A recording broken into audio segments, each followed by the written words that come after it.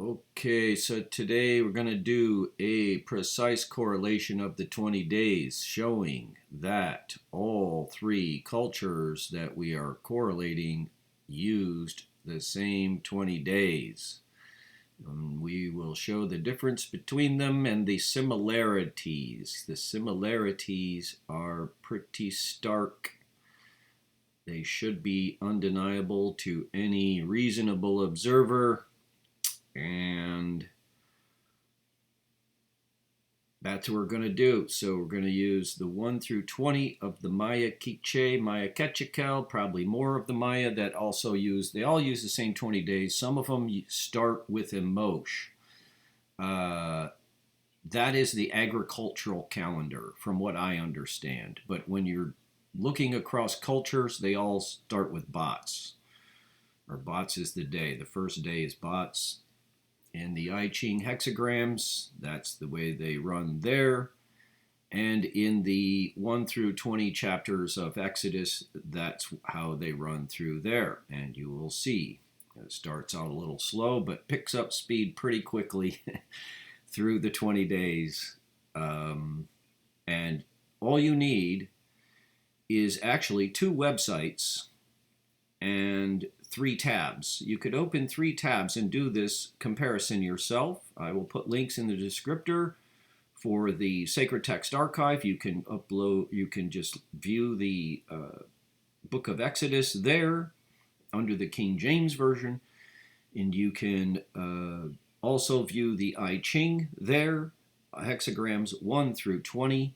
The first 2, I recommend diving into the appendixes on those, as the first 2, and pretty much the Exodus is pretty specific in the first 2, but in the I-Ching hexagrams, there's 2 different ways to describe these energies.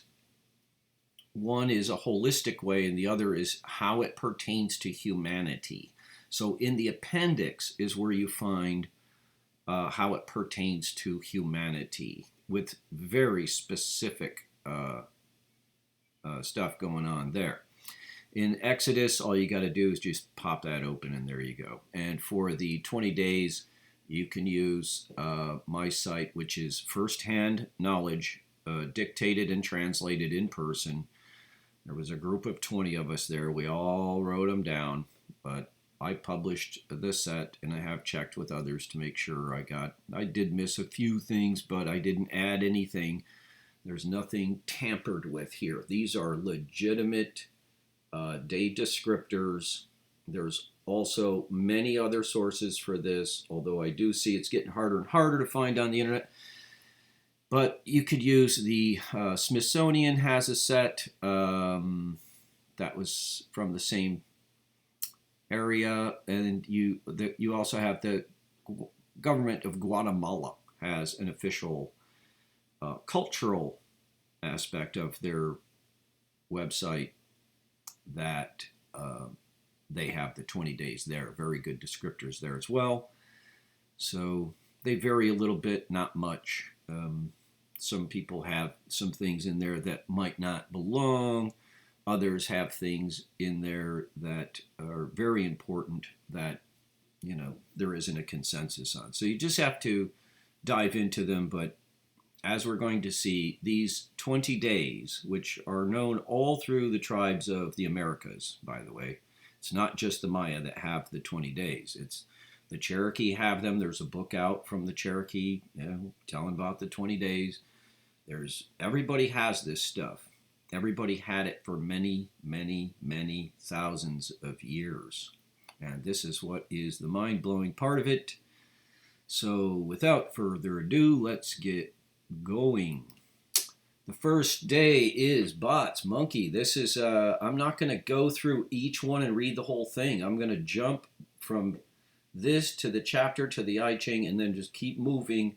But this video you can use as a study guide. You can flip back and go to these anytime you want, and you can, so I'm going to try to bring up things that people may or may not notice, do the best I can. I'm winging it here. I've got no notes. I've got no script. I've been doing this for a long time, so It's but this is the first time I'm actually laying this out. So the key here with bots is this is a holistic energy that comes in. It contains everything. So a lot of times you will see, not in my descriptors here that I have here, but in many descriptors they'll call them the jack of all trades, and they do. So you have Leakey, who showed our link between our apes and humans. You got Joe Rogan, who starts his podcast, hoo hoo ha ha. You've got Judge Judy, who is the wealthiest family court lawyer on the planet, bar none. And so all these people, very famous, they get a very well-rounded thing. I don't necessarily agree with any of the examples that I present, by the way. I'm not endorsing these examples. I'm simply showing them as a point of reference. They're anecdotal, I understand that, but nonetheless, what we generally use as the sample batch for the examples are the high-achieving people, no matter what your trade or endeavor. So that's what I use. It doesn't matter. It doesn't mean that I'm endorsing any of these things. Okay? So the key here is first day men and women are born, day of conception, to initialize with one thread. I think that's probably the best basic descriptor. Family from creator over earth. So family is a key thing here. And of course, we're going to start the first chapter of Exodus. We're going to tell everybody now, here's all the family and his household. And here's how it's all going on. And as I do these chapters of Exodus, I pay special attention to the first and sometimes the second verse. They always list what is the theme of this chapter, what's going to be going on here. So they always list the theme. Many times on 13, because these chapters do follow the Tracinas, which is 13, through the chapters. 13 is usually a particular change or the abrupt ending of the issue, or the summation of the issue, or the it's an emphasis to be paid attention to every verse 13 and 21, because in the days they follow the days through each chapter. So if it's bots on the first verse, then it would be bots again on 21. And the thing to be noticed here is that this bizarre thing that pops up, and you've got all this other stuff, they're getting the story going here, because the midwives feared God, he made them houses. That's a bizarre thing, right? It doesn't fit. What's going on here? Why did they need houses? Like, where were they before? But the point of this is that bots is definitely the jack of all trades. They are definitely heavily involved in the building trades and the workings of putting together infrastructure and the in general just the trades. So he made them houses. That's a big clue if you needed some more. Yeah, so there you go.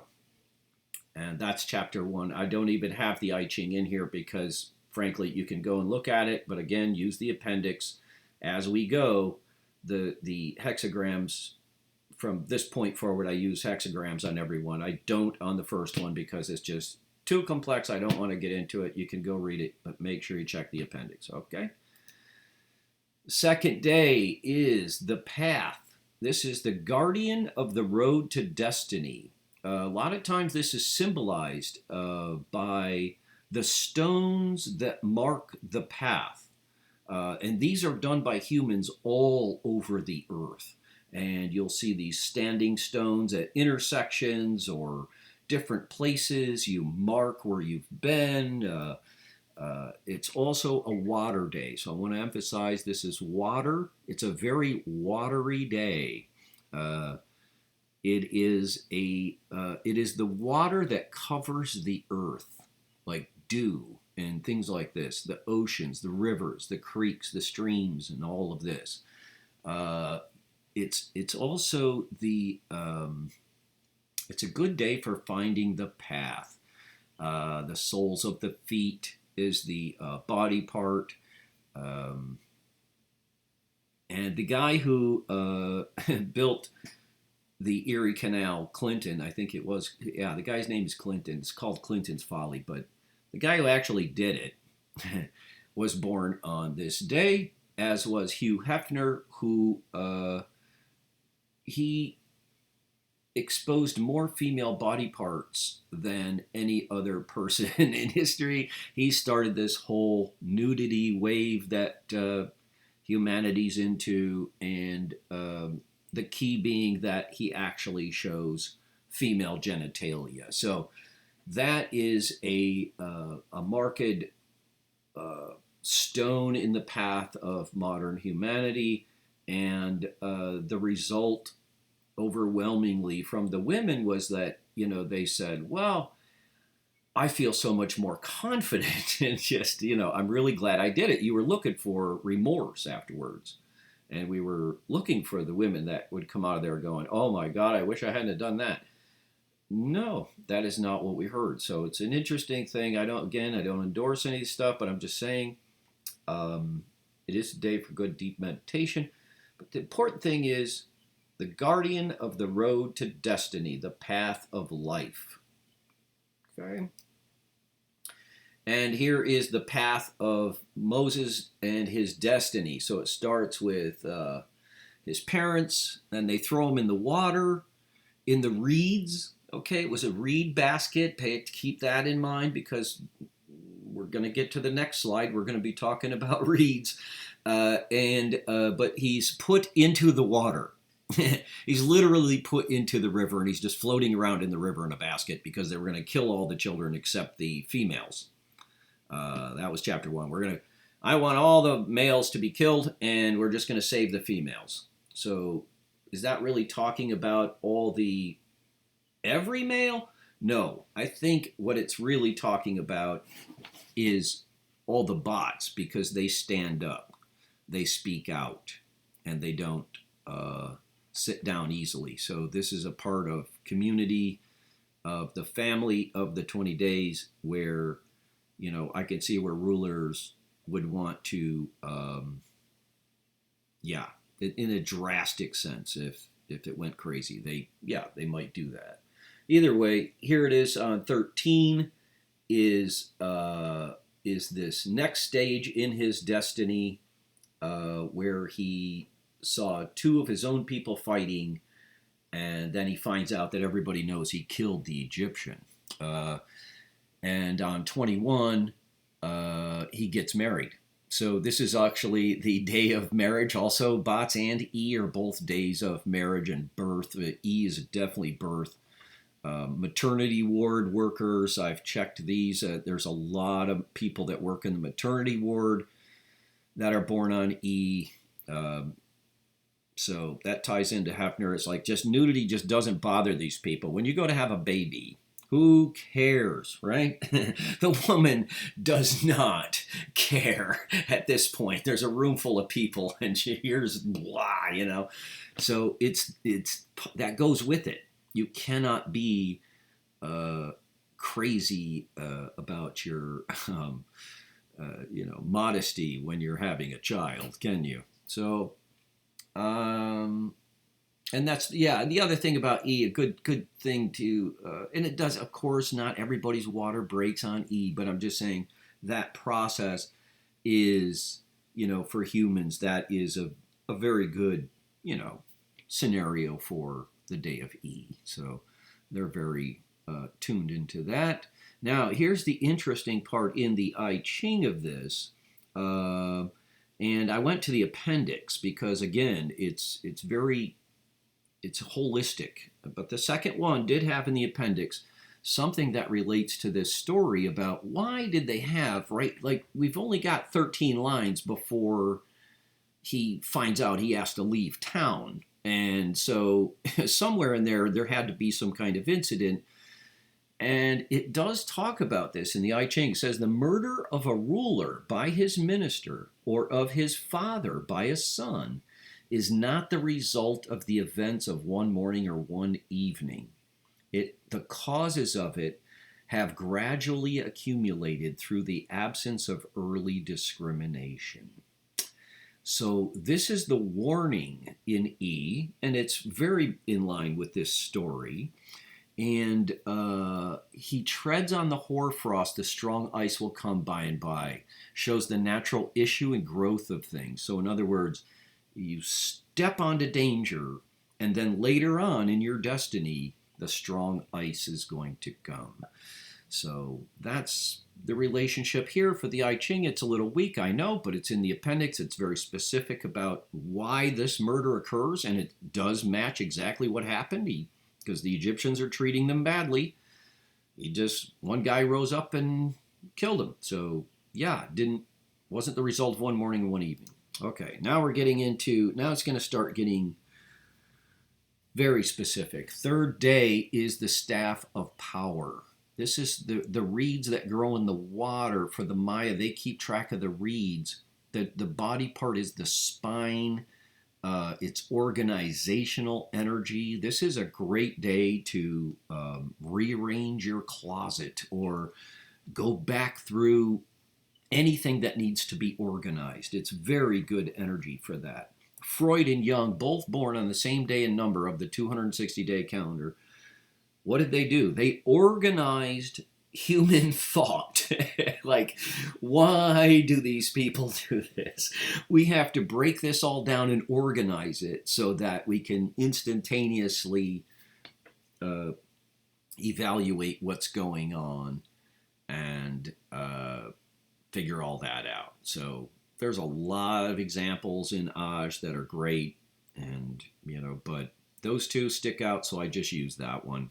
It's Freud and Jung. If you're looking for consciousness, the calendar of consciousness, just that, right, gives reason to pause and say, well, maybe we should look at this, because these two guys, the most famous guys who are exploring consciousness and the workings of the human mind, are both born on the same day and number in this calendar.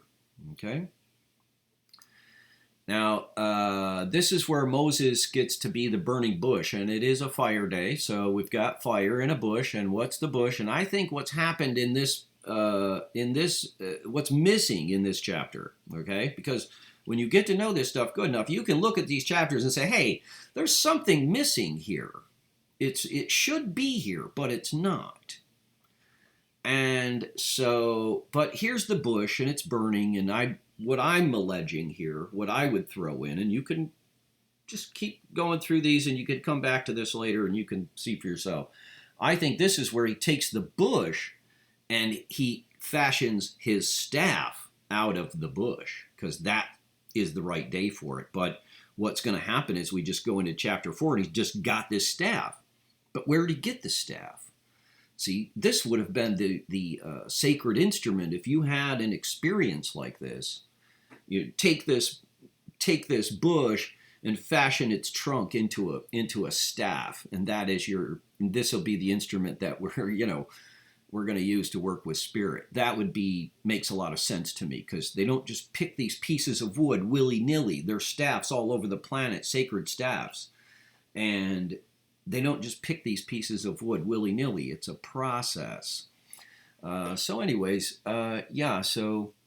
this talks about the name, and I am, and it's a very affirming, psychologically. I'm real sure this was probably, Jung's favorite chapter of Exodus. He might have noted, like, oh, I am, So in 21, he lays out his destiny. He gives them the power. This is where his power, spirit comes to him, says, hey, here's the deal. This is what we're going to do. I knew all your relatives. I knew all your ancestors. This is what we're going to do. And I'm just going to be coming to work with you guys here. In the I-Ching, this is beautiful. It's actually the character of all the I-Ching, hexagrams are actually pictorial, so I don't know why it says that, but it's intended to show us a plant struggles with difficulty out of the earth, rising gradually above the surface. This difficulty, marking the first stages in the growth of a plant, is used to symbolize the struggles that mark the rise out of a state of, rise of a state out of a condition of disorder consequent on a great revolution.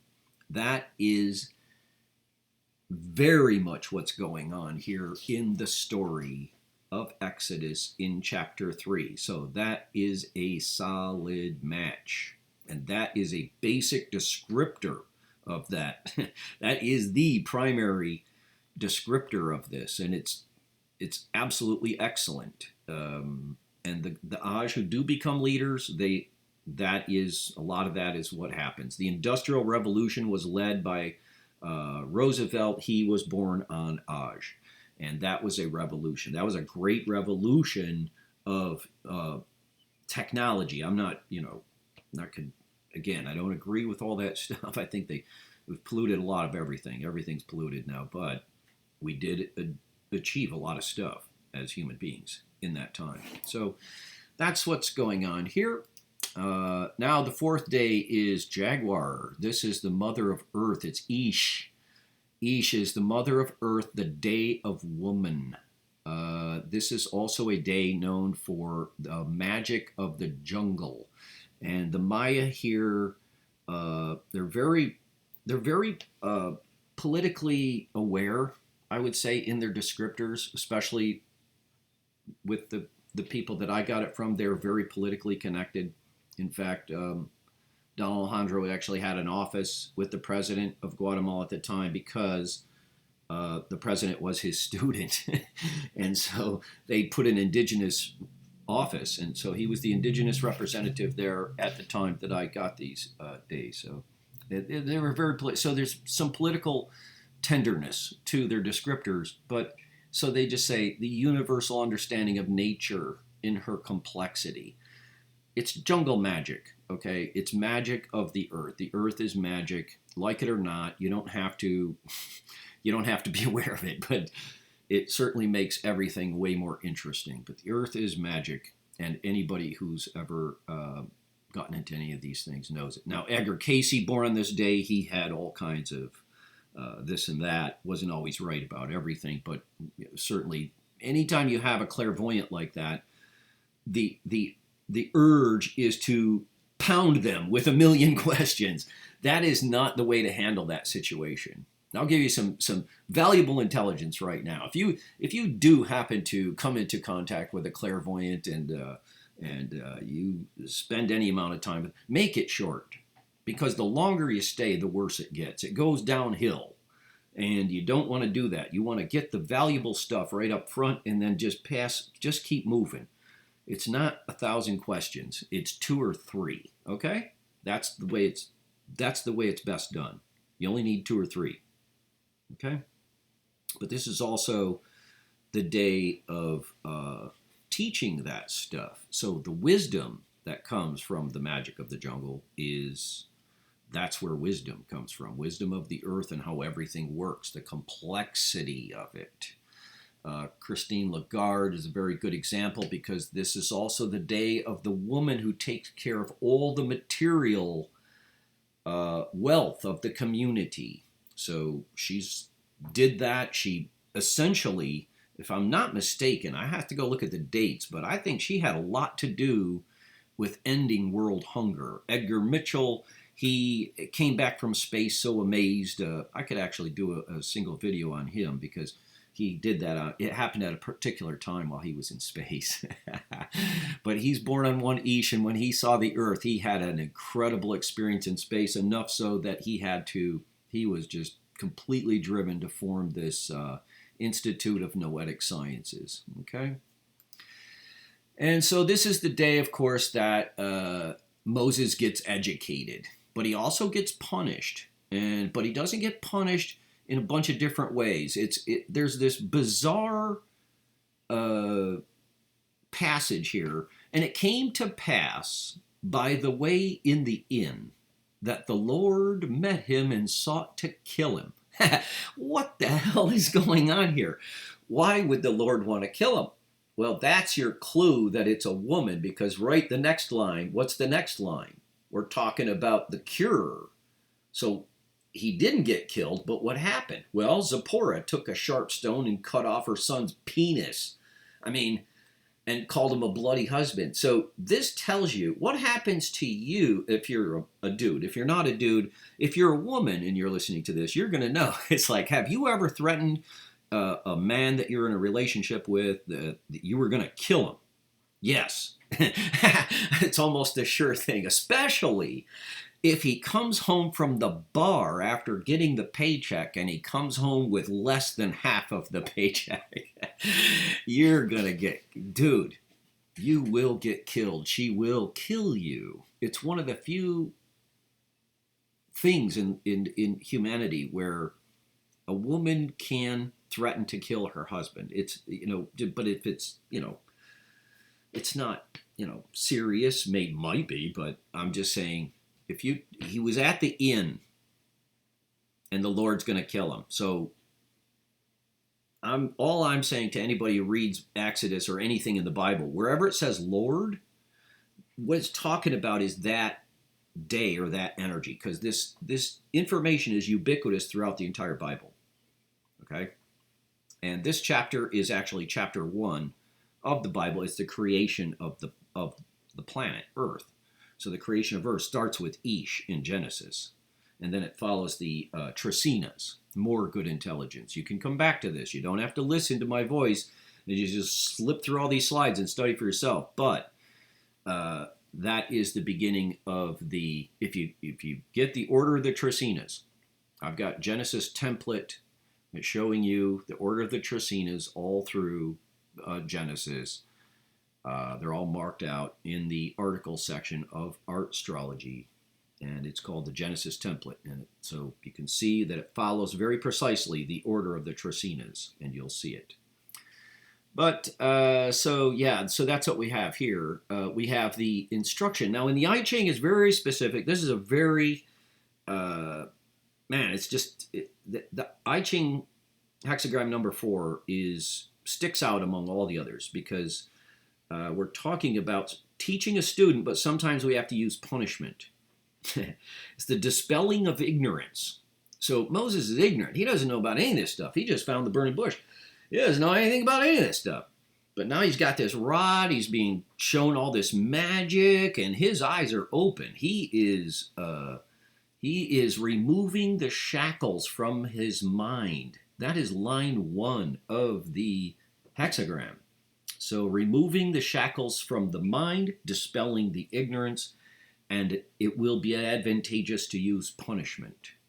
And yes, if you are teaching this stuff, absolutely punishment is going to be coming.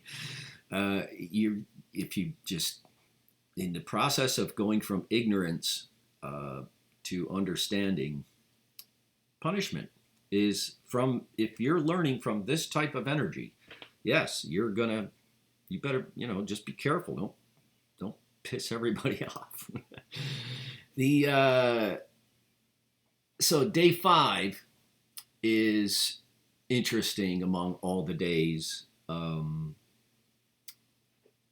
was correlating this day with other systems, physical systems, and we came across all these people.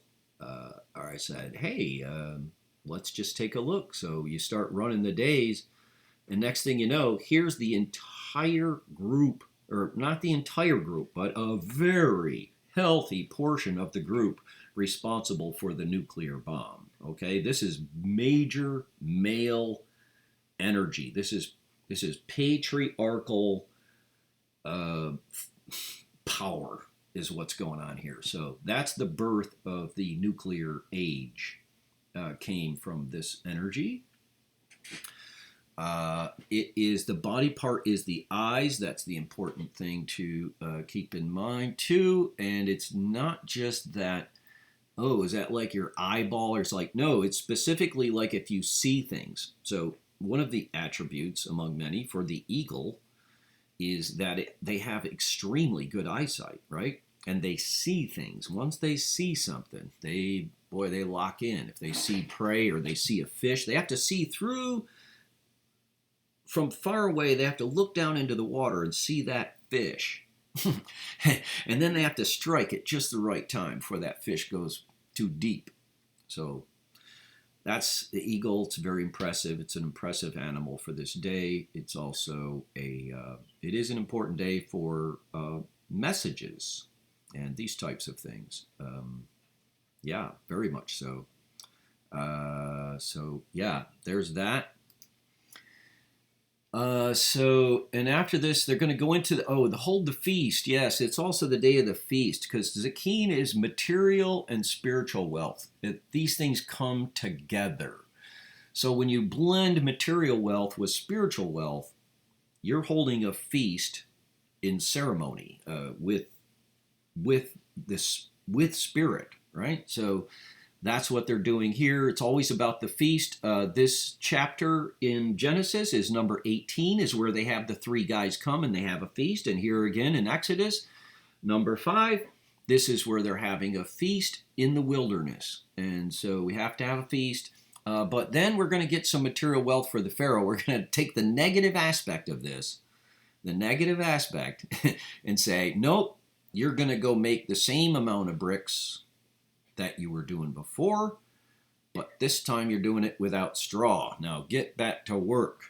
And and then on 21, which is Zakin again. So 1 is Zakin, 21 is Zakin. Okay, every chapter.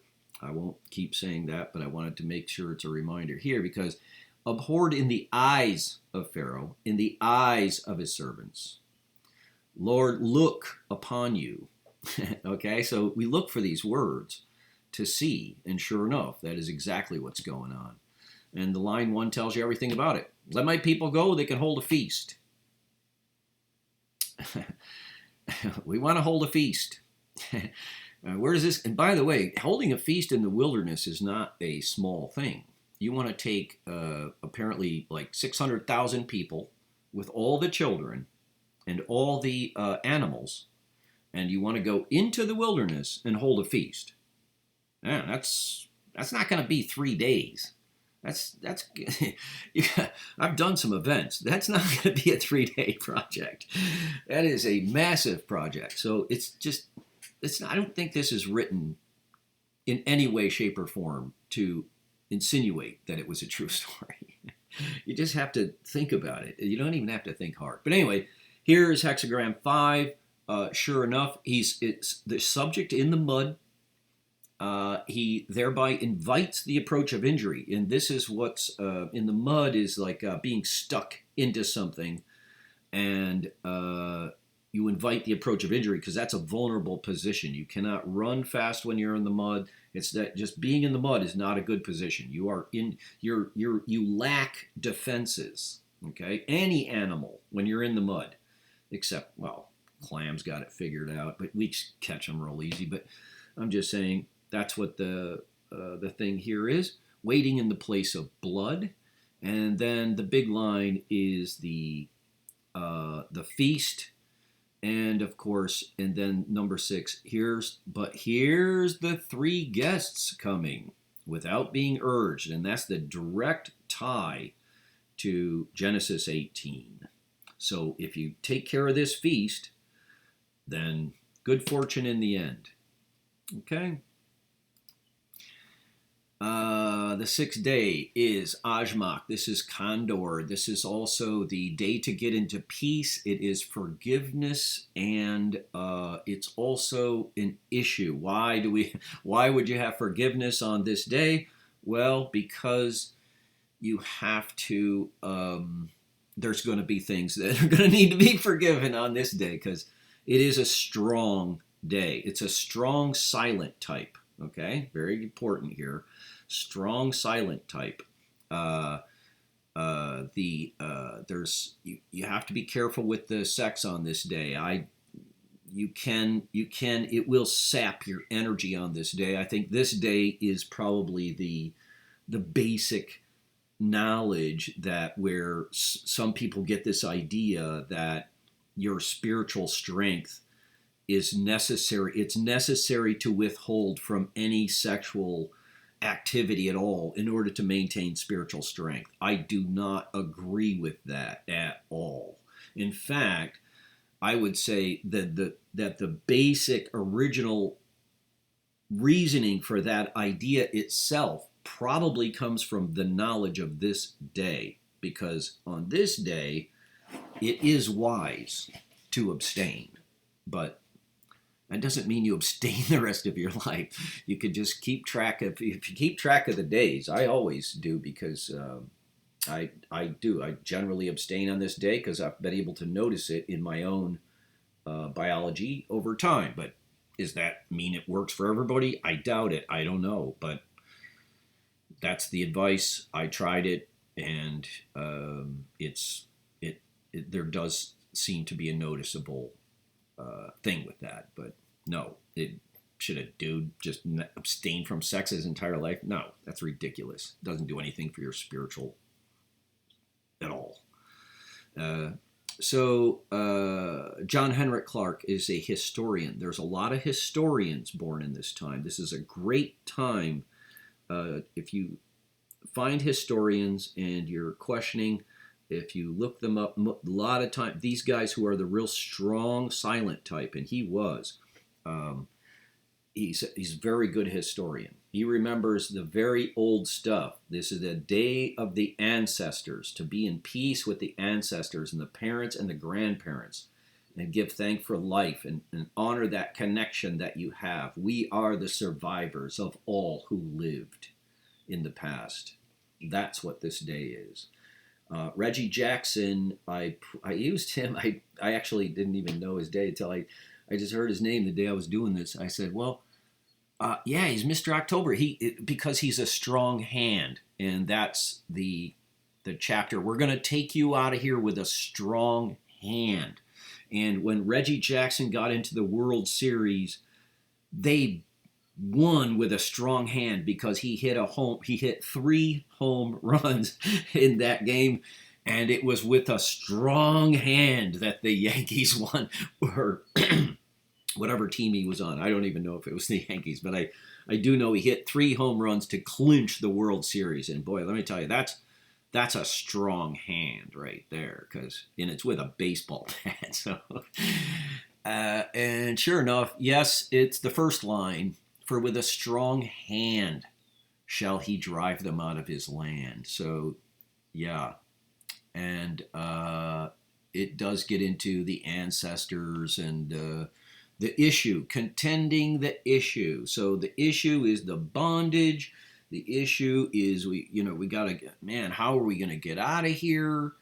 And then also Moses has this issue with, I don't know, I mean, I don't think they're going to listen to me. I'm worried about this. And see, it's got on, line 12 is, man, I don't know if he's going to listen to me. And line 30 is like, I don't know, how's he going to listen to me again? It's like he keeps whining about this stuff. So you might see that with some people in Ajmak who are not the strong hand. You're going to see they get a little whiny, maybe, I don't know. But it is the lineage of people contending the issue. So the I-Ching is an exact match. Though there be sincerity in one's contention, he will yet meet with opposition and obstruction. But if he cherish an apprehensive caution, there will be good fortune. If he must prosecute the contention to the bitter end, there will be evil. Now, when we're using this information for intelligence gathering and figuring out how things are going to go, or what day is this likely, you see something boiling and you say, well, what day is this likely to blow over? You see a squabble in the family building up. This is contending the issue. So a lot of times during this Tresina, the 13 days of Ajmak, you will see issues come up. And I've got some examples of that coming as we go further on. Here is day 7 is Noj, the woodpecker, the center of the brain, intelligence, wisdom, clear-mindedness. I stay away from the word wisdom. these, don't forget, these are interpreted by a Spanish first speaker, although she was a very good interpreter, but her first language is Spanish, also knows some of the Maya languages. And we're coming from, Quiche Maya to Spanish to English. I don't know if I would use the word wisdom. I think wisdom is in the Ajmak, is the day of wisdom. And I've seen him on both days. But my opinion, when I look at all the examples and everything else, it's intelligence. I'm going to show you something. It's knowledge. That's different than wisdom. Knowledge is the accumulation of all the data and the use of it and parsing it out into where it all needs to be and looking at it and understanding it. Wisdom is how you apply it. That's my opinion. So intelligence is what I find out here. Yeshua Bengio is the father, one of the godfathers of AI. Larry Ellison is absolutely is sitting on top of the biggest pile of intelligence in the world. And Tim Cook is, Apple. So I don't know what you want to do with that group. There's more of them too, by the way. So there's polymaths on this day. There's neurosurgeon. I know a neurosurgeon. I've been in communication with a neurosurgeon who's born on this day. He was born one node. What do you do? I'm a brain surgeon. It's like, oh, okay. Yeah, that fits. But yeah, and so this is Noj is the intelligence. And here Moses gets a download of intelligence. Look, here's the deal. I've made you a god to Pharaoh, and Aaron, your brother, is going to be your prophet. So he's telling him everything that's going to happen. And that is a very fitting descriptor. It's like, well, what's Noj? Well, that's the day you're going to find out what's going on. What's the deal? Like, what are they doing over there? What's happening here? This is the day that the Pharaoh tells him, you're going to take this rod and it's going to become a serpent. And then Aaron's rod swallows up all their rods. So what's that mean? Well, their knowledge, because serpent is the symbol for cunning and intelligence, and you'll see the examples coming for that. So Aaron's knowledge swallowed up all their knowledge, or Moses' staff, the staff that God gave Moses when he instructed him and punished him.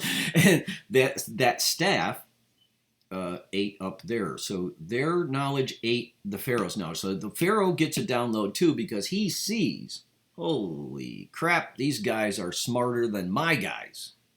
Now what are you going to do? So everybody gets a lot of information. If you put yourself in the shoes of the Pharaoh or Moses or Aaron or any of these guys, the magicians, whatever, these guys got a download on this day, didn't they? And what happens later? Well, on 21, which is also Noj, we're talking about the fish that was in the river died.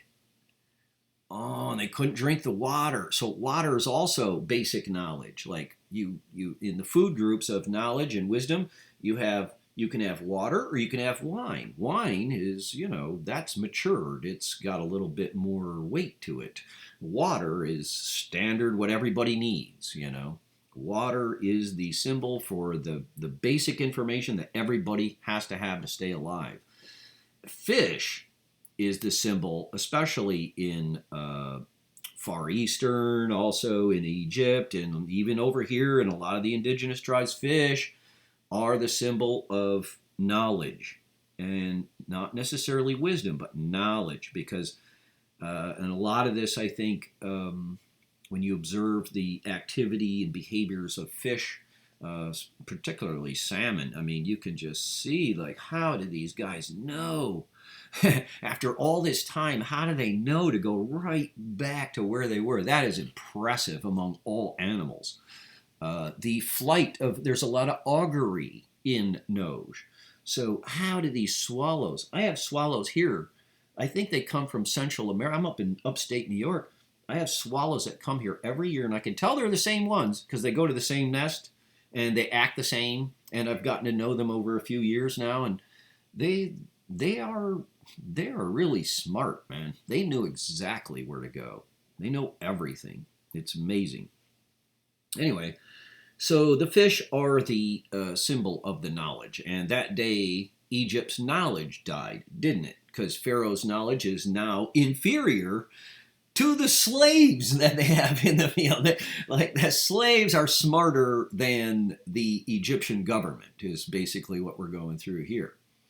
And that is a lot about Noj. There's a lot of failed coups in Noj. You can go, I've got a whole video on this where I compared the failed Turkey coup and the Prigozhin attempted coup, or, kind of, and the Donald Trump self coup. All these have associations with the Day of Noj. So it's something that you watch, again, when the knowledge, and you could see these things coming. So in general, this day may expose those who are unfit for their positions. And that's true. And that's what happened to the Pharaoh that day with his magicians. You guys suck. The eighth day is the definitive day in all the... it's a very definitive day. It's a definitive energy overall.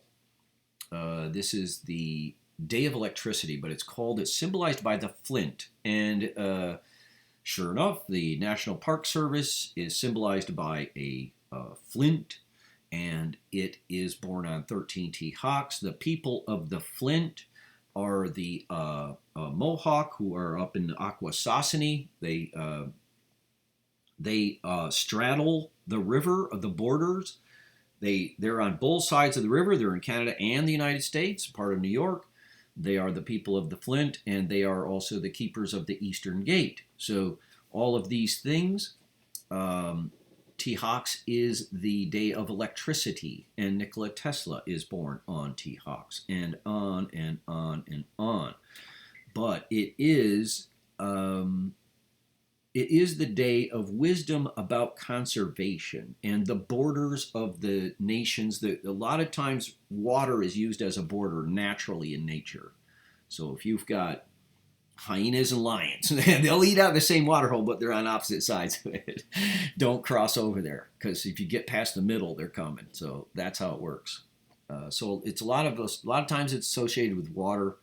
The guy who designed the Petronas Towers was born on T-Hawks, very impressive manifestation of this day. So yeah, there is. The protector of the balance between positive and negative. It's the balance between forces. So waterfalls are big in that. Certainly Niagara Falls. That's where Tesla built his hydroelectric plant. I mean, you just can't get any... the examples are overwhelming. So two clouds crash and produce energy through lightning.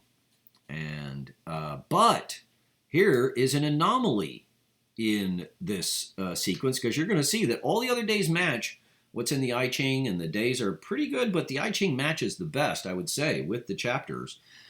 But this one's an anomaly, because nobody except Egypt has the frog as the animal for this day, and I'll tell you why. But he does have the borders. You see, what's going to happen in this chapter?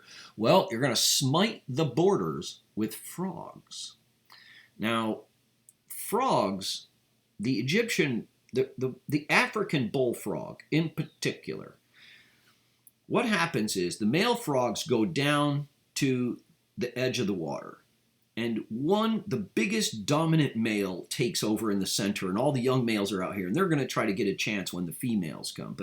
But this one big dominant male, he's just sitting there. The female swims under the other younger males and gets a beeline for the big guy, and she lays her eggs. After that, that is the last time she has anything to do with raising the young. The male frog takes over. And so I find that to be an excellent description of the men born on this day. I know several who have tons. They're just no good at marriage. They're just too dominant in marriage. They're not going to, the woman isn't going to have any say in raising the children. The man is going to do it all. They are also known in some cultures as father mothers because they will raise the children. If you find a man who is born on T Hawks working in your school system, that is going to be one of the good ones, as long as they're not perverted in some kind of way. Who knows anymore these days? But as a general rule, all the guys that I know 3 good friends, at least, I call them good friends. One is my best friend. They all work with children, at-risk children, like troubled youth and things like this. And they're all very good fathers, very good, calm guys with strength, and they don't need a wife. They don't want that. And so the frog is a great symbol for that. But here it is. That's an anomaly. The other one is the flies. So on 21, we're going to talk about flies. And I said, wow, that's another anomaly that nobody else has this. And I think, but again, through testing, I think I'll leave that one to other people. But try on this day telepathic communication with a fly. Ask it to do something, but be reasonable. Don't ask it to do stupid stuff. But I'm just telling you, on this day, you might have an extra connection with flies. People, a lot of people don't know this, but there's a lot of humans that are telepathic, and if they get into the proper training, they can talk to all the animals. Happens all the time. It's not something that's if you're not convinced of that, you just haven't wandered out into the world very much. So, but that's okay. That's what the flies are. I don't know. That's an anomaly, but I'm just saying my own experiences and things like this. There is something to it. The flies are interesting. So, but yeah, do your own research. Now we're going to get into Kawak. This is the gift of voice. So it's expression, sacred expression. Survives rains and floods. This is the day of the rainstorm. This day is actually called rainstorm by some people that keep the days. Like I think in the Aztec they call it rainstorm because this is the day of the rainstorm. It's the day of the tempest. There's also a tempest here, and there's a little bit of fire. So it's a good day to purify the home by burning sage. This is the best day to do it, by the way. You burn cedar or sage and you purify everything, purify the environment. It's beautiful. It's a cleaning day. This is a cleaning day. And it's also the day of abundance because, symbolized there with the clump of grapes and other things.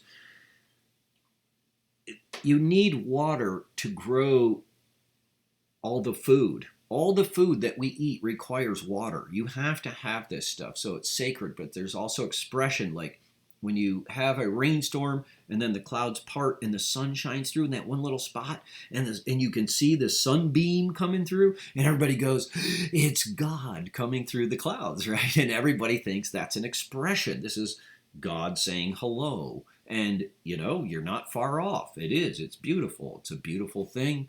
And there's always a sunshine after the clouds. And it's just, the world's beautiful. It's a day, when I first started learning this stuff, I said, wow, Kawak survives rains and floods. Wow, I got to find out, I got to test that. Let's go see, Well, the greatest example of that is Annie Edson Taylor, who went over Niagara Falls in a wooden barrel on her 63rd birthday. But her birthday just happened to land on the day of Kawak that day, and she lived with only a bump on the head. So that's just number one. But there's also tons of other examples.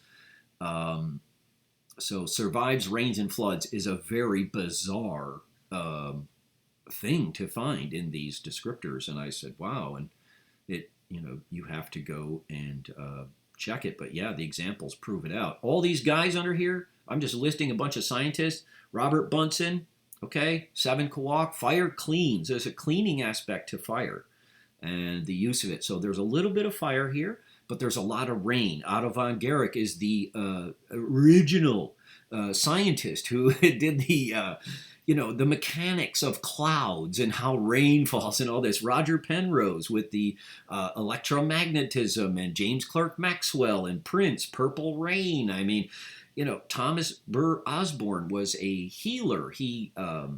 These is also a very good healing day. This is a good day for doctors and all these people.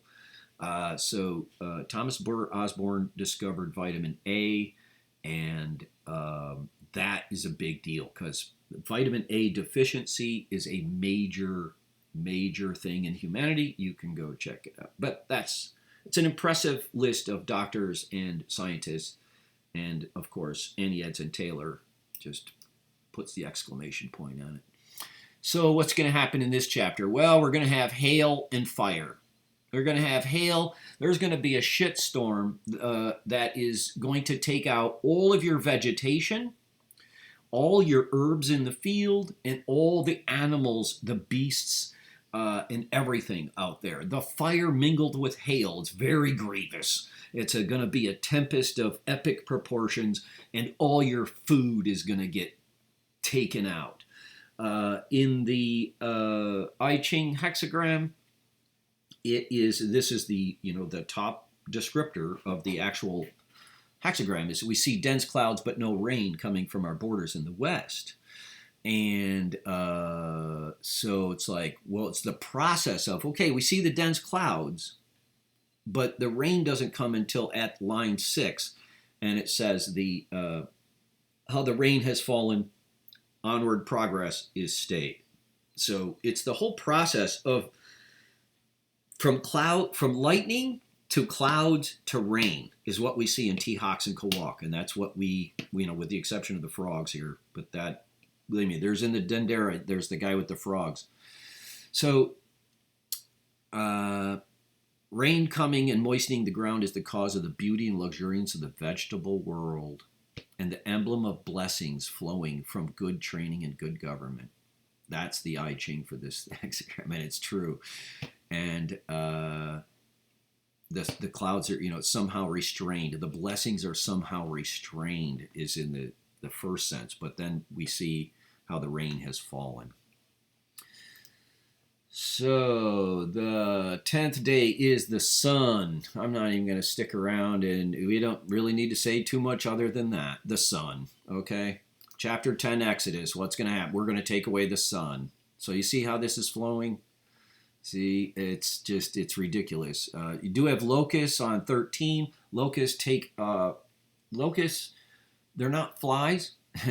Locusts go after your crops. But we do have a continuity of, look, they're losing even more crops.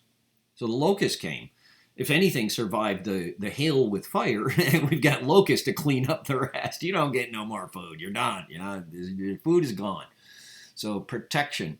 Ashpu is a lot about protection, and the biggest thing you've got to have is the sun. Without the sun, nothing lives.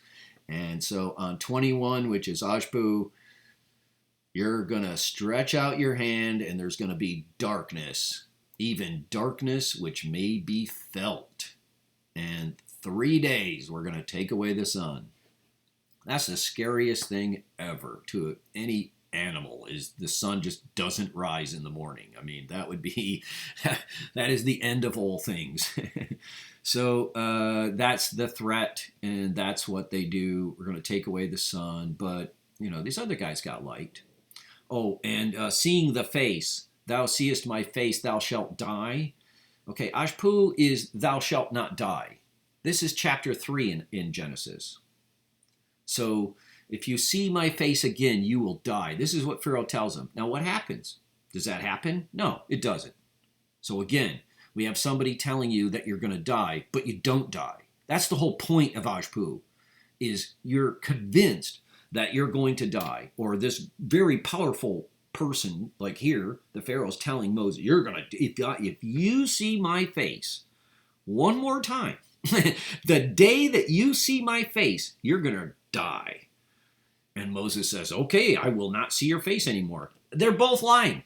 That's not true. It is not true. And it's just like what happened in chapter 3. It wasn't true. God said, if I eat this tree, I'm going to die. And he said, that's not true. You're not going to die. You'll be fine. Come on.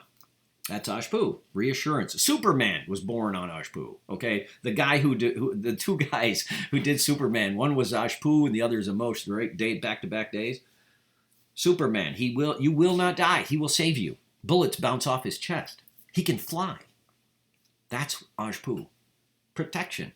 Emergency. It's the gun too, so don't get too excited. Don't overdo it. So now everybody's got guns. All right, so the 11th day is Emosh, and here we go. We're going to bring this into current events. 9/11 was on the day of 6 Emosh, Chursina of Ajmak. Ajmak is contending the issue. 6 Emosh is the day that 9/11 happened, and it was chaos. That is chaos. Serious chaos. Lots of questioning. What in the hell's going on here? Hypnotism, potential hypnotism in this day. And here you have everybody's just like, wow. I mean, the world was hypnotized by this. Anyways, it's problems in the family when the mind has lost control. There can be a lot of chaos here. It's a strong energy. You can also have, it's water. I think the main reason for water, it's almost blood. It's in the blood, but the blood is the glands. The blood, the glands, and the genitals. This is the body parts. The blood makes a lot of sense. You find it in a lot of places. It says, let's see, can fall into alcoholism. The guy who created Alcoholics Anonymous took his last drink on the day of Emosh. So this is a day, like if you got Ajmak is a day you don't want to have sex. Emosh is the day you don't want to drink. And if you do, just keep it light, man. Do not. If it's a Saturday night and it's a full moon, stay out of the bars. And if it's Emosh, right? Full moon on Emosh in the bars, no. Don't do it. Get out of there. Chaos will be coming. So here, what are we going to do in chapter 11? We got to borrow all this stuff. Hey, go talk to the people and tell them, and hey, can you give us some stuff? Can you give us all your stuff? Yeah, come on, give us some stuff. So they do. And they get all the gold and silver, and, we're going to need this later because, boy, wait till you see how we got to build this ark. We're going to need about 6,000 pounds of gold. It's crazy. But this is what happens in this chapter, and that's it. They're borrowing all the gold and the silver. What an interesting thing. Now, the I-Ching has something very, very similar to say about this. As I've said, the I-Ching is the better correlate here, but the days and the I-Ching do correlate. There's no question about it. But the I-Ching is written in a different way. But this is very, very specific. We see in line 4, it's subject fluttering down, not relying on his own rich resources, but calling in his neighbors. And it even uses the word neighbor. They all come as not having received warning, but in the sincerity of their hearts. So they're getting rich resources from the neighbors. That's in the I-Ching. And there it is. So, I don't know. At this point, you have to say, wow, what's going on here? So, and so calamity expected to follow. You can also see the city wall returned to the moat. It is not time to use the army. That's line 6. That was my advice the day 9/11 happened. That was my advice. That was advice of everybody that knew anything smart. The advice was, this is a calamity and you cannot use the army. Do not use the army. You're going to make everything worse. And that's exactly what happened. So this advice has been around for a long time, and they didn't take it. Because, they actually believe, hey, we'll go over there and borrow all the riches of our neighbor in Iraq. And that's what they did. They don't, just because you're in charge doesn't make you smart, does it? Okay, so there's Emosh. Eek is the air. This is the nastiest energy of the 20. I don't have a problem saying that. It's also the time we're leaving. It is, and it is the day that the October 7th happened. The day after the same day 9/11 happened. So what an interesting correlation that is. Boy, I hope there's somebody who works in intelligence watching this stuff. 7 Eek Tersina of Ajmak is the day of October 7th. And it was a calamity of epic proportions, an intelligence failure of epic proportions. But it wasn't the castle walls returned to the moat. It was guys flying with whirlwinds. And this is the whirlwind. You will see the word whirlwind used throughout the Bible to reference this on the exact verses of Eek. You will see it. It's whirlwind. It is the whirlwind. Yeah, it's crazy, but this is what it is. It's wind energy. So the wind energy is what they did. They got these paragliders. So, but either way, this is also the blood sacrifice. This is Christianity. Look at the symbol. This is Christianity, the human sacrifice. Okay? So emotion Eek are a pair. And one is blood, the other is, yeah, ugh, yikes. I mean, the Maya are very, very kind here, where they say it's necessary. They just say it's necessary.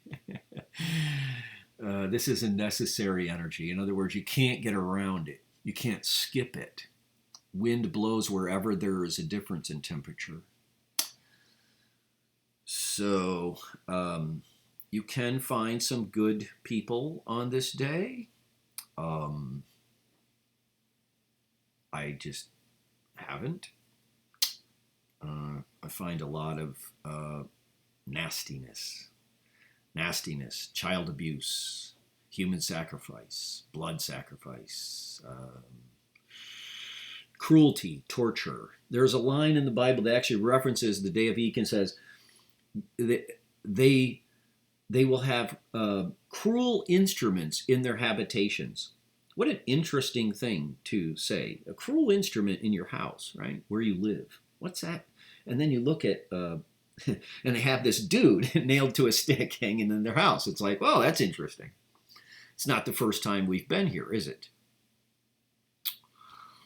So what happens on this day? Well, this is the day we're all leaving, but it's also the day they want to mark this. I think when the people are writing Exodus and the Bible, I do think that they were really warning, because if you go through the Bible and you know that because I have how the Bible was written, go to that one. If you really want to file, go find all the days that pertain to Eek, according to the way I laid it out there. And you will see warning after warning after warning after warning after warning after warning after warning about cruelty, human sacrifice, blood sacrifice. And here in this chapter is no exception, and it's no surprise that here's where you got to kill something, take the blood, and everybody who's participated in this is going to be safe, and everybody else is going to die.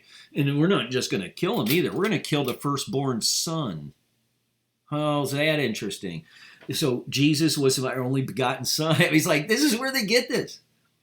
This is very frustrating to deal with, to know this stuff, and to watch people marching down and going through the little, doorways to their demise there in the place of the brass plates, as I call it sometimes.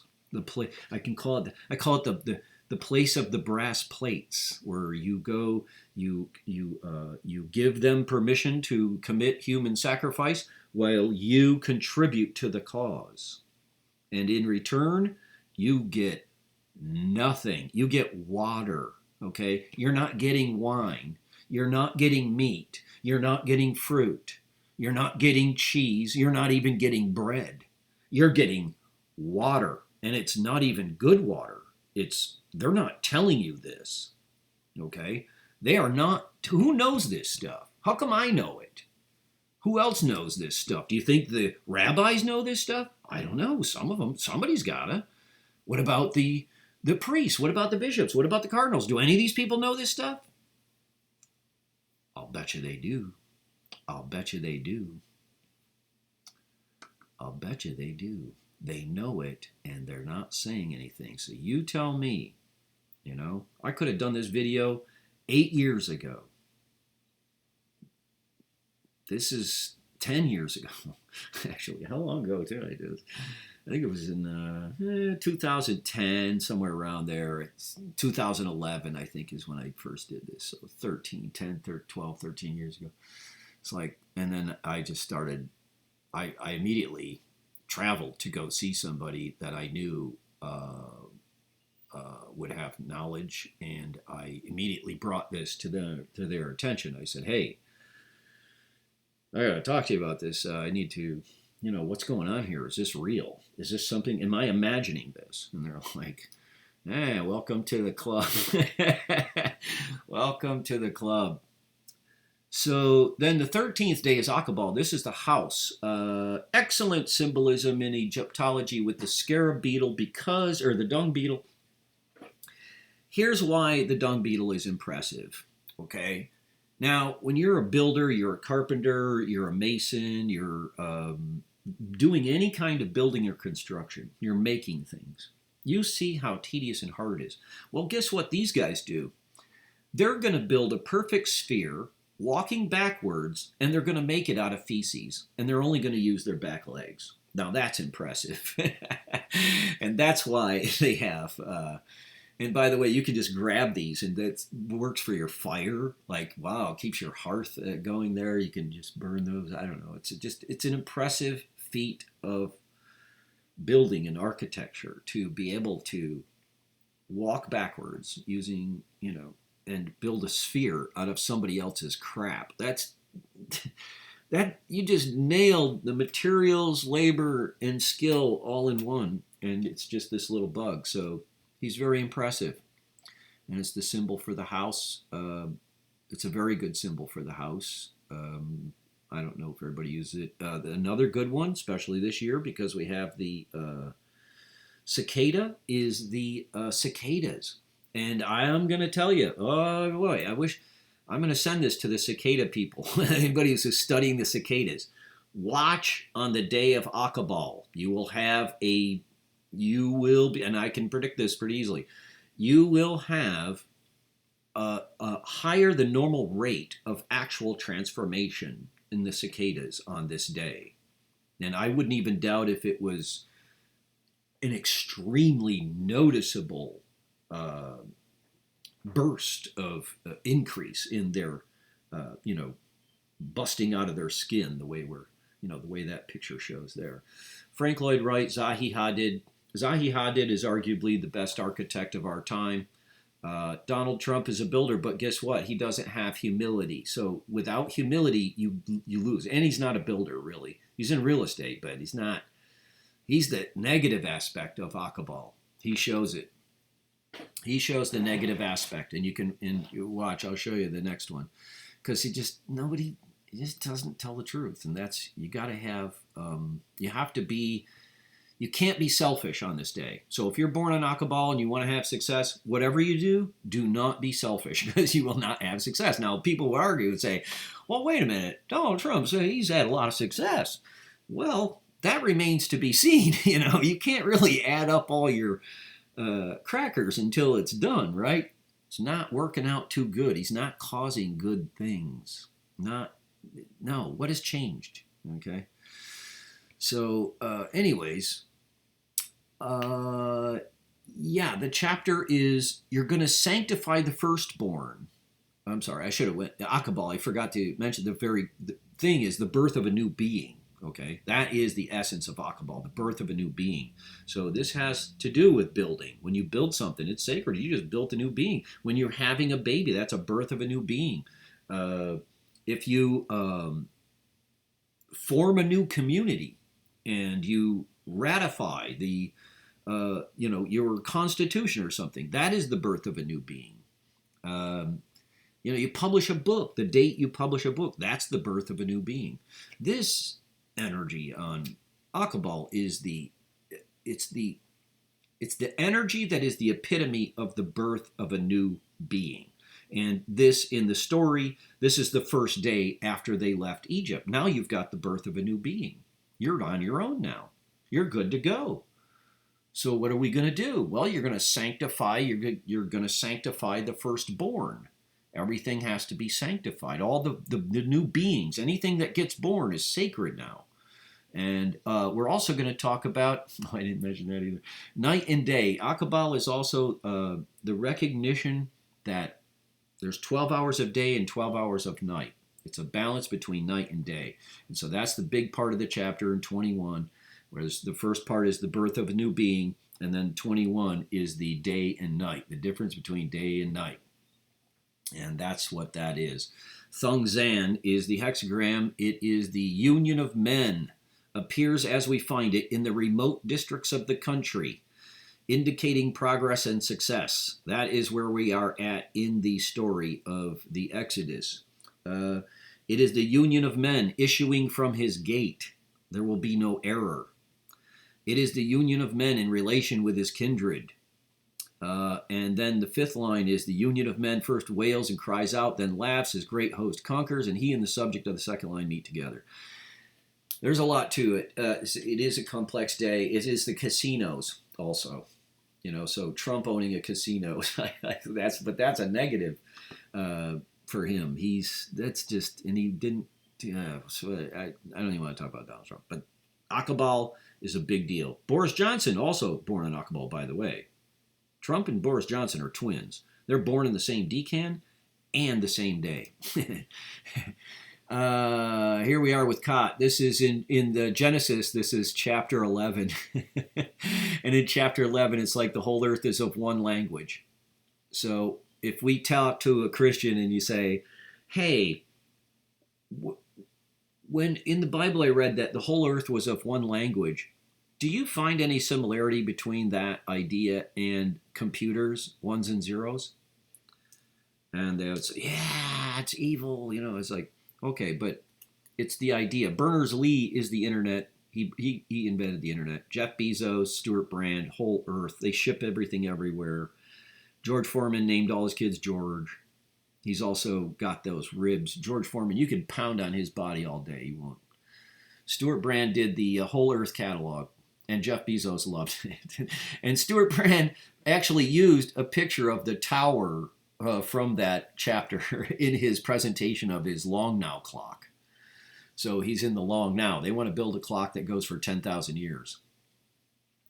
So this energy is kind of dangerous. You have to be careful with it because you only want to sprinkle it, not pour it. Okay? Jeff Bezos, we only need a sprinkle of him. We don't need to pour him out onto every city. Why would one guy need to own all that? It just, people need jobs. What gives people jobs more than diversification of business owners? But you got one guy who just owns it all. That's ridiculous. It's not intelligent at all. But we'll go down there and break up their language and set them straight. But here, this interesting part about this is sacred fire. It's a very strong, can be a strong energy. Kot has the ability to deal with the occult or the unseen problems, can exorcise demons. Who's the demon? The demon is Pharaoh. And this is the day, Pharaoh, you're going to get yourself exorcised by the Moses rod that he got from the burning bush. And so that's what happens. This is the chapter where the Pharaoh gets driven over and they get caught in the mud. So in the I-Ching, they talk about the heavy wagon. And they talk about the help accorded to him from heaven. So this is help that comes directly from heaven. And you're going to end up with a heavy wagon. And the Egyptians, what happens to the Egyptians? Well, they're riding these stupid-ass chariots. They thought they could get through the mud. They should know better. But they did it anyway. They went right into that mud. Really poor infantry training, by the way. But they just drove those chariots right into the mud. They all got stuck. And then all you got to do is just flip the switch with the staff there, and the whole water comes back in, and boy, your problem solved just like that. So that's what's going on there. The east wind. That's interesting because the east is Ashpu. So I don't know why he says east wind. So this is Ashpu energy. If he's saying east wind, because that's the east. That's where the sun comes up, is the east. So that's Ashpu. That was chapter 10. So the east wind, I don't know. I don't know. Yeah, that could be, it's protection. There's protection going on here, but there it is. But yeah, the east wind has nothing to do with Kot or this hexagram or any of that. That's the hexagram is, best described as the heavy wagon and the sincere offerings and the, by a person who really wants to help. And I believe Bezos did want to help. He caused a very he made it so everybody can get everything delivered right to their door, didn't he? And you don't have to sign for it anymore. They just drop it off. It's going to get even better, but so he did help with that. But the thing is, did we need him after that? All right, thank you for your help. We'll help you. We'll let you get it up and running, and then let's parse it all out with what do they call those things? Franchises. That's what they should be doing. That might be his next plan. Who knows? But be careful with people who want to do everything. 15 is Khan. Oh, this is great. I love this chapter so much because it's just such a hit. Because my favorite example of this day is Pat Benatar, because she does fit the hexagram and the day descriptors and everything about it. She is what I call an avatar of Khan. There is another one. The father of thermodynamics is also born on this day. And it says dynamic. It's like dynamic is a very peculiar word used in the Mayan descriptors. It had to be very carefully drawn up there. But judges, lawyers, governors. Khan is the feathered serpent. This is the day of the high priest. It's the day of the the feathered serpent. It could be the phoenix, right? It's right next to Phoenix Decan in the combined calendars. It's very strong energy. It's directly tied to projects, creator, all of these things. And here you have Pat Benatar, and here's her songs. Love is a battlefield, hit me with your best shot, hell is for children, fire and ice. Okay. Then what are we doing in the chapter? We're singing to the Lord for getting us through this big problem. And Miriam, on line 21, Miriam is singing about the triumph. And, it's an after-battle celebration. What's the I-Ching say? Well, we see in it humility, representing a humility that has crowed or has proclaimed itself. And what's going on in the chapter is these people are not taking credit for having defeated the Pharaoh. They're not taking credit for doing any of these things. They're thanking the Lord, the heaven, the energy. It was something other than their own that made all this happen. That's the mystery and the wonder of all of it. So she's singing specifically Mary, like here out of the blue, all of a sudden we have a woman singing. I mean, it sticks out. So, but it's crowed or proclaimed itself. Humility, the thing about anybody born on this day and the energy of this day, there is absolutely universal consensus about this. Humility is the way to permanent success. There's nothing, and this is what Legg said, there's nothing here in the text to make us enter further. We don't have to look at this any longer. Humility is the way to permanent success on this day. George Bush Jr. took the war to Iraq. That was not humility. He did the wrong thing.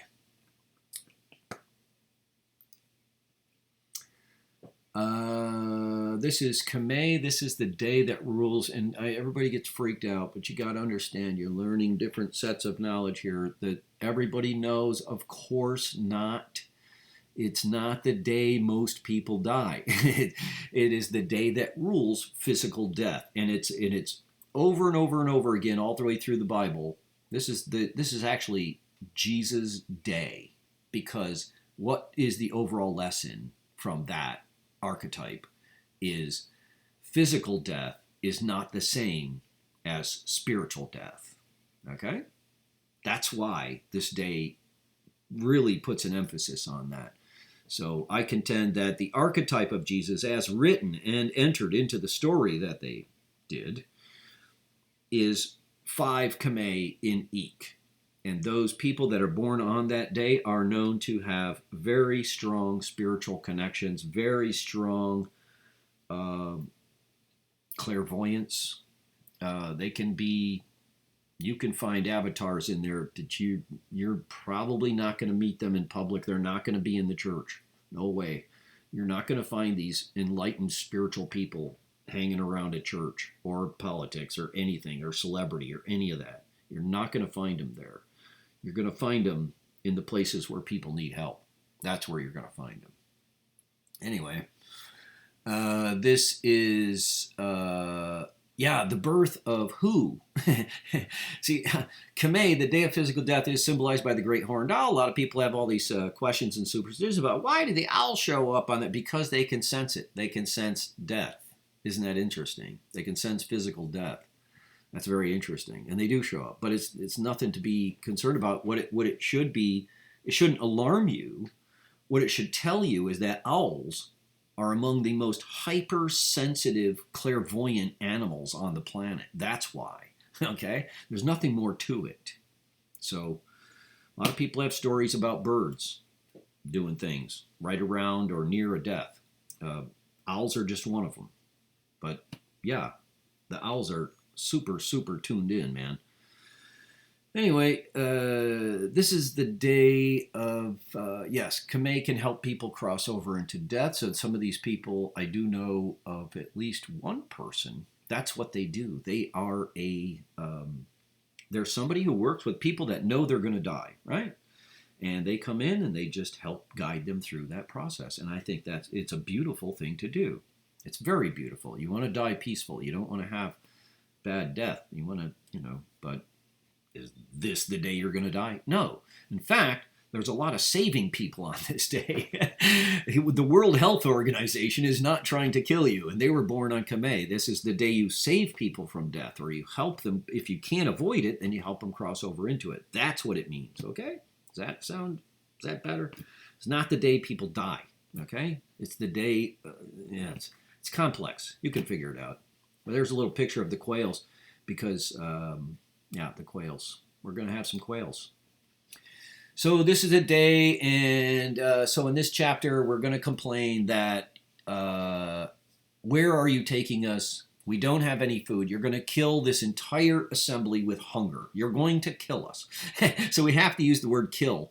In Genesis, it's chapter 5, and it says, and he died, and he died, and he died, and he died 8 times. You won't find that anywhere else in Genesis. You won't find it pretty much anywhere else in the Bible. They will say things like, and he rolled over and gave up the ghost and was gathered unto his people. They'll say that. They'll say he gave up the ghost, or they'll say he passed on. But in that chapter, they say, and he died, and he died, and he died, and he died, and he died 8 times, because they're making it very clear to you that they're talking about physical death. Isn't that interesting? All that time ago. In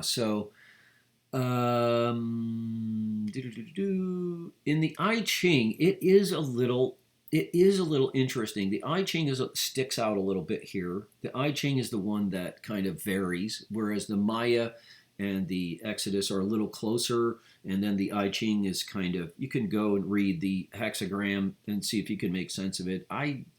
I see it talking more about the indication of what people do on this day, and so the I-Ching wants to warn people about just taking pleasure in your own satisfaction. Don't just sit around taking pleasure in your own satisfaction. you know, get up, and this is a good day to get up and put the host and get in motion, move things around. It's a day of transformation also.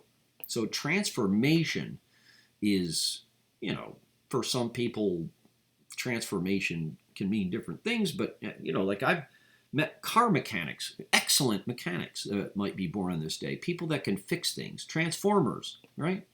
Transformers is a great what would I call it? A great symbol for this day. If you want to think of the actual type of transformation Kamei is talking about, then you would think of the Transformers, where these are machines that fly in. They can go from a car to an animal to a thing. They just transform. They got a lot of mechanical parts. But this is where they get saved from hunger with manna and quails. Every day, you get to gather it according, and you're saved from death. 17th day is Kej. This is the Wizard of Oz, Ray Bulger. He was the Scarecrow. He stands at the intersection and tells you what direction, because Kej is the four directions, the four corners of the universe, and the four elements. Kej is a precision. If you look at the glyph, it is the index finger and the tip of the thumb touching, because it's precise. It's very going to show you exact position is the key. Understanding position is an important part of all life. If you miscalculate your position, you could even have your own species kill you.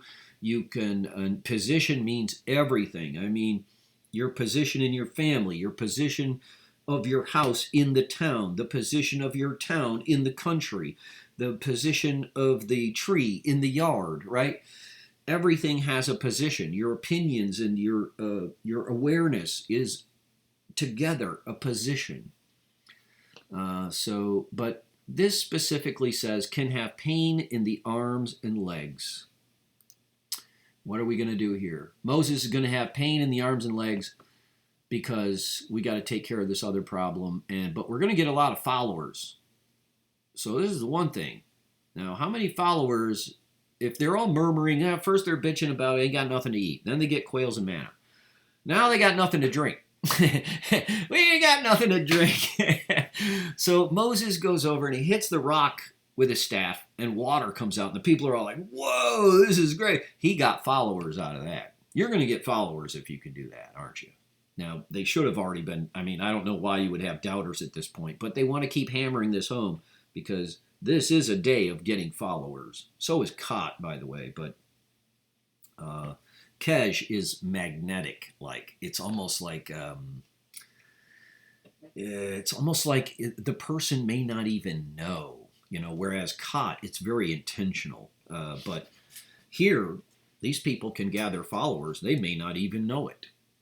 They may not even know why they're. It just does. It just happens. It's kind of like this weird thing. But that's what he's doing. He's getting followers by getting water out of the rock, and he has to hold his arms up in the air so they can defeat these other people, and they get followers because they win that fight too. I don't like all the violence. I would rewrite this entire book, by the way. I haven't said that yet, but I would. Yeah, we should write this. We should rewrite this book. Take out all the fluff.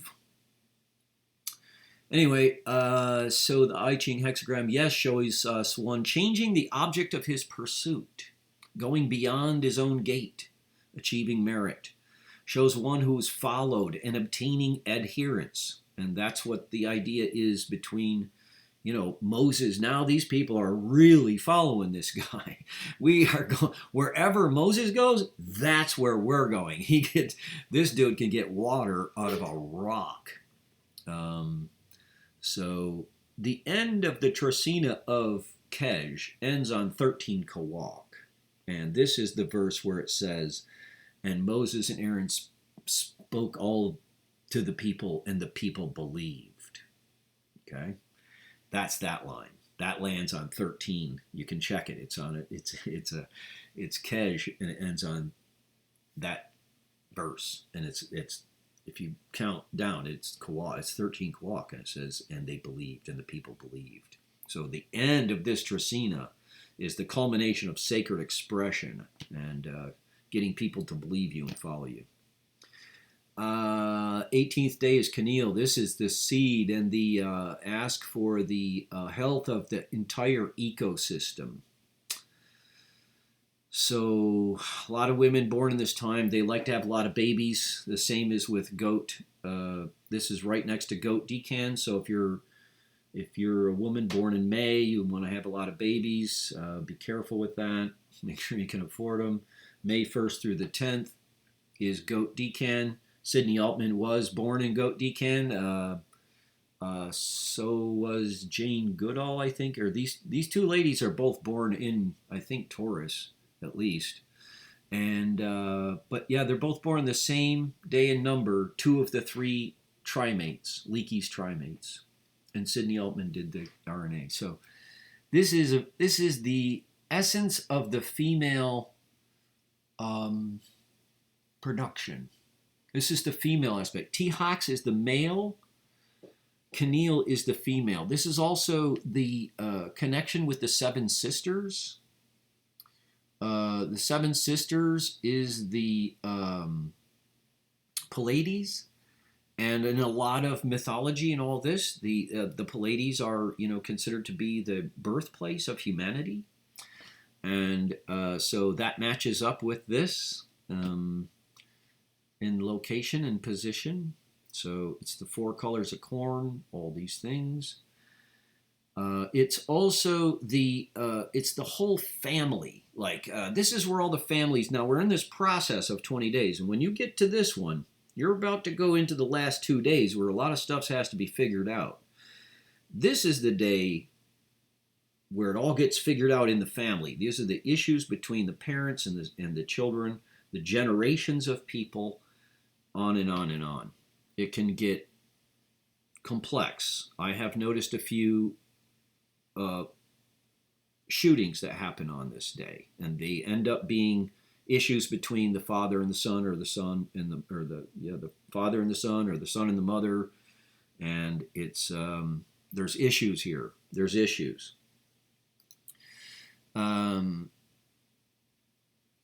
So on this day, yes, this is where, so Jethro shows up. So this is when Moses' father-in-law comes. And we have to figure out all this stuff. You got to figure out this whole family. You got to get this stuff organized. You can't do all this stuff. But he brings back his wife. He gets his wife back. He has to deal with his father-in-law. And who's this guy? All of a sudden, this guy just shows up out of nowhere, fixes a bunch of stuff, and reminds Moses how to, appoint judges and this and that. And then he leaves. And in the hexagram, this is exactly what they're talking about. Shows the first 6 divided, shows a son dealing with the troubles caused by his fathers. If he's an able son, the father will escape the blame of having erred. And in this chapter, Moses is the able son, because the nothing that happened is the father-in-law's fault. Got no blame on this guy. He's an able son. But when you have sons or daughters who are not able, they're not in a position where they're operating and functioning properly, they're going to blame the parents. And that's what happens a lot here. So you have to be careful with this day. Always be ready. Don't carry blame that don't belong to you. So you can read the rest of it. It's all there. It matches that chapter. That hexagram matches that chapter perfectly. 19th day. Oh, this is a great one. I love this one. Toj. This is the ears. Okay, so it's the ears. And Edvard Munch was born on Toj, and there's the scream. Roger Payne did echolocation, whales and bats. John Rayleigh, theory of sound. William Wundt, the father of psychology, but kind of theory of sense perception. And these are the ears and the hearing. Okay. The amino acid for this is tyrosine, and where do you find it? In the inner ear, in the hairs, the little hairs in the inner ear. Isn't that weird? There's just no mistake in this stuff. When you get to the end here, this is just right on. It's also fire. This is fire. Ceremony itself, the sacred fire. So we got to have a ceremony. I don't know let's see what the chapter is about. We're going into the wilderness, and we're talking about a really loud. We're going to go up to the mountain and have ceremony, fire ceremony, and there's a really loud trumpet. And don't go up there because it's going to kill you. The trumpet waxed louder and louder, and God answered him by a voice. Okay, I mean, it just doesn't get any.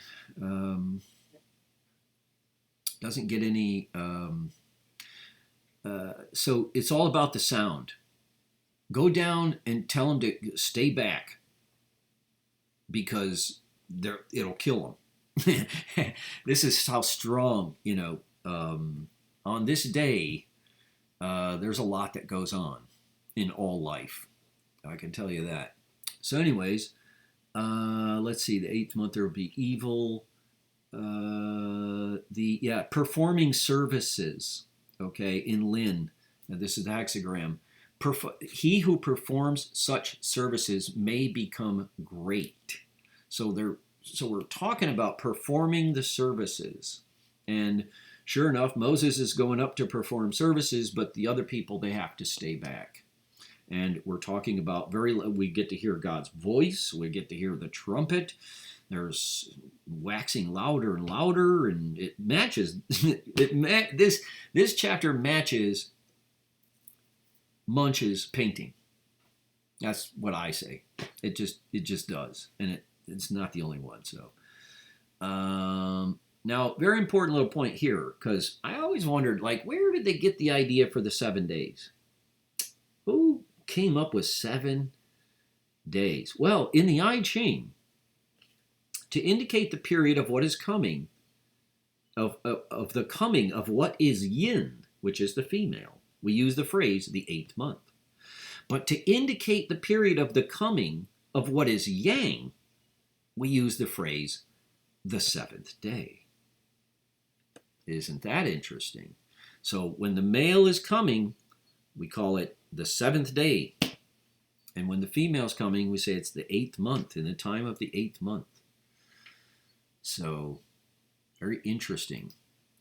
20th day is Z. It is the guardian of the mountains, wolf of the mountains, earth, mother nature, spiritual law and material law. This means that life is governed by law. 7 capital sins. Sharon Stone, basic instinct. The body parts are the brain instinct or intuition. Instinct and intuition, okay? In the law. So when you're looking at natural law, your instinct and intuition are usually correct. If you have good instincts and intuitions, you're correct. Sharon Stone, it's also the day of the sexual law. So we're talking about the sexual rules, of any animals, by the way. This goes for dogs are a great example. People are a good example too. Every species has different rules. Jack Kevorkian was born on this day, and he said, if you are willing and happy and comfortable with helping your dog pass by euthanasia when you know he's going to have a painful death, why would you not do the same for your mother or your wife or anybody for that matter? If it's good for the dog, why wouldn't it be good for the person? That's Kevorkian.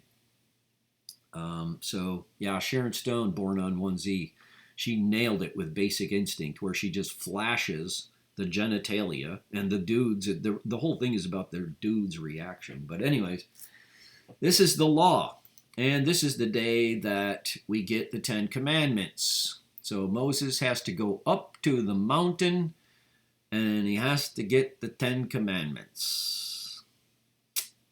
So Kwan is the name of and it says, this is very interesting. Kwan is the hexagram of the 8th month. That means that it's yin. This is not yang. This is supposed to be female energy talking about these rules. And but what we see instead is patriarchal energy in the book. Okay, in the religion, we see the patriarchal energy. They don't have room for the eighth month, but this is what this is, right? That is what it is. And the 7 days, okay, the seventh day is yang. That's male. That's patriarchal. So that's what I get from it. That's where I said, wow, the seventh day. No, that's wrong. Like that's actually purposely wrong. Okay, because now you might understand, why do we have a 7 day work week?